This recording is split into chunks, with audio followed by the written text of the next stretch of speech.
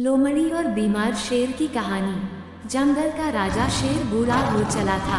उसकी शक्ति क्षीण हो गई थी। उसमें इतना बल शेष नहीं था कि जंगल में जाकर शिकार कर सके।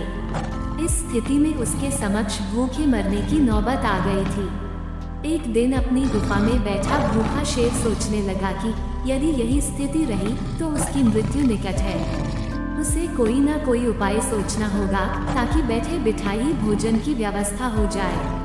वह सोचने लगा और कुछ ही देर में उसे एक उपाय सूझ गया। एक चिड़िया की सहायता से उसने पूरे जंगल में अपने बीमार होने की खबर फैला दी। जंगल के राजा शेर के बीमार होने की खबर सुनकर जंगल के जानवर उसका हाल चाल पूछने उसके पास पहुंचने लगे। शेर ऐसी ताक में था, जैसे ही कोई जानवर उससे मिलने गुफा में प्रवेश करता वह उसे दबोचकर मार डालता और छककर उसका मांस खाता। हर दिन कोई ना कोई जानवर उसे देखने आता रहता और शेर को गुफा में ही शिकार हाथ लग जाता। उसके दिन बड़े आराम से गुजरने लगे। अब उसे भोजन के लिए जंगल में भटकने की आवश्यकता नहीं रह गई थी। बिना मेहनत के उसे अपनी ही गुफा में भरपेट भोजन मिलने लगा था। कुछ ही दिनों में वह अच्छा मोटा हो गया। एक सुबह एक लोमड़ी उसे देखने आई। लोमड़ी चालाक थी। वह गुफा के अंदर नहीं गई बल्कि गुफा के द्वार पर खड़ी हो गई। वहीं से उसने शेर से पूछा, वनराज, आपकी तबीयत कैसी है? क्या अब आप अच्छा महसूस कर रहे हैं? कौन हो मित्र?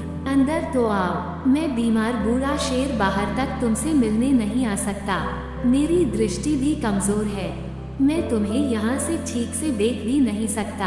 आओ मेरे पास आओ, मुझसे आखिरी बार मिल लो। मैं कुछ ही दिनों का मेहमान हूँ। शेर ने फुसलाकर लोमड़ी को गुफा के अंदर बुलाने का प्रयत्न किया। शेर के बोलते समय लोमड़ी बड़े ही ध्यान से गुफा के आसपास का नजारा ले रही थी। शेर की बात खत्म होते ही वह बोली, वनराज, मुझे क्षमा करें, मैं अंदर नहीं आ सकती।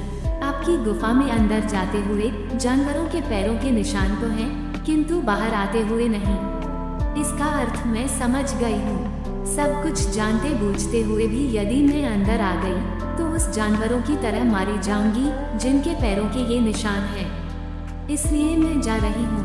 लोमड़ी ने जंगल में जाकर बूढ़े शेर की करतूत सभी जानवरों को बता दी। उसके बाद कोई भी जानवर शेर से मिलने नहीं गया।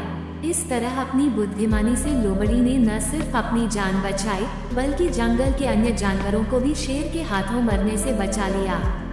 सीख: बुद्धिमान व्यक्ति दूसरों की गलतियों से सबक लेते हैं।